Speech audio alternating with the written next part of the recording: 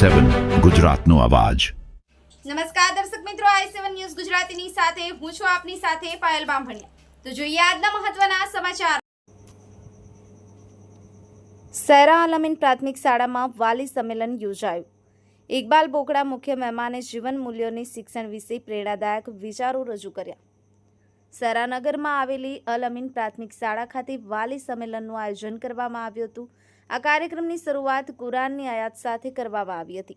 ત્યારબાદ શાળામાં આવેલ મુખ્ય મહેમાન ઇકબાલ બોકડાએ સંસ્થાને શાળાનો પરિચય આપી શાળાની યાત્રા અને મૂલ્યો પર પ્રકાશ પાડ્યો હતો। આ તકે શાળાના ટ્રસ્ટી અબ્દુલ રહેમાન જાડાએ તમામ પધારેલ વાલીઓનું શાબ્દિક સ્વાગત કરવામાં આવ્યું। ત્યારબાદમાં લુણાવાડાથી આવેલ ઝકરિયા પટેલે વિદ્યાર્થી અને વાલીઓને જીવન મૂલ્યો અને શિક્ષણ વિશે પ્રેરણાદાયક વિચારો રજૂ કર્યા હતા। બહારથી આવેલ ઇકબાલ બોકડાએ શાળામાં ચાલતી વિવિધ શૈક્ષણિક અને સહપાઠ્ય પ્રવૃત્તિઓ વિશે વિસ્તૃત માહિતી આપી હતી, જેના માધ્યમથી શાળા વાલી સંવાદ મજબૂત બન્યો હતો।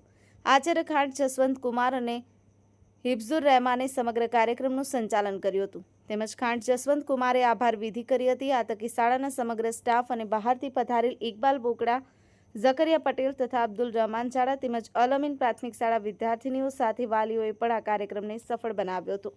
Sahil Shaikh, i7 news Gujarati, Panchmahal.